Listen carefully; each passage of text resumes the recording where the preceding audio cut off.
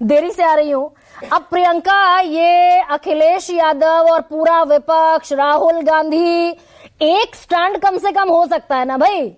यह तो चुनाव आयोग बीजेपी से मिला हुआ है, और बीजेपी से मिला हुआ है तो बीजेपी के वोट क्यों कटते दिखाई देंगे आपको? योगी आदित्यनाथ भी डरे हुए दिखाई दे रहे हैं। देखिए, सवाल ये है कि पारदर्शिता की कमी है।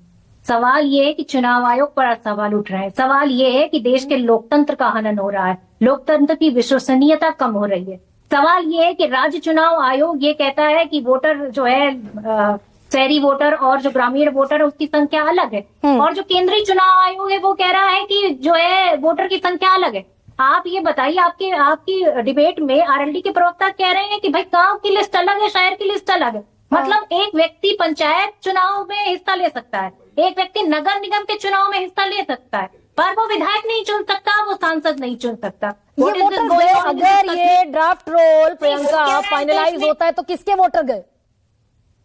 वोटर किसके गए का सवाल नहीं है। मतलब मैं आपसे ये पूछना चाहती हूँ, क्या ये लोकतंत्र जिंदा है? अगर किसी के भी वोटर जा रहे हैं, अगर एक भी वोटर का अधिकार जा रहा है, तो क्या लोकतंत्र जिंदा है?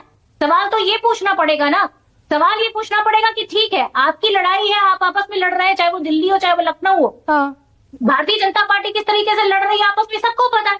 नहीं, लेकिन अखिलेश यादव तो ये कहते दिखे थे कि भाई 61,000 वोटर अगर पर विधानसभा गया बीजेपी का, तो बीजेपी चुनाव हारा हुआ है, चुनाव लड़ेगी 27 में।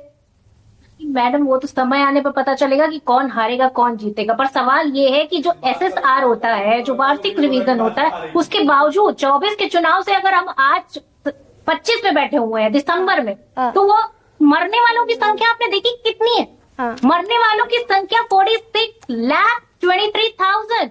मतलब कौन सा जो है महामारी आ गई जिसमें इतने सारे लोग मर गए? तो लिस्ट तो पहुंचेगी ना प्रियंका, लिस्ट पहुंचेगी। चुनाव आयोग ने आज जारी कर दी है सारी लिस्ट। इसका क्या मतलब होता है? चुनाव आयोग तो पूरी तरीके से कटघरे में खड़ा हो चुका है आज की डेट पे। कहीं कोई पारदर्शिता नहीं है। आप बताइए, जो वोटर शिफ्टेड है, आज गुरदीप सप्पल जी ने ट्वीट किया है, जो वोटर शिफ्टेड है उसका कहीं कोई ऑप्शन ही नहीं है। मतलब आप यहाँ पर रह रही है, अगर दिल्ली में, दिल्ली से आप किसी और स्टेट में शिफ्ट होती है तो आप वोटर नहीं बन सकती है, ऐसा ऑप्शन ही नहीं। तो वास्तविकता ये तो पूरी तरीके से अधिकार का हनन हो रहा है, वोटर के अधिकार का हनन हो रहा है। और दूसरी चीज मैं ये कहना चाहूंगी, हाँ प्रियंका, कह दीजिए, पूरा कर दीजिए अपनी बात।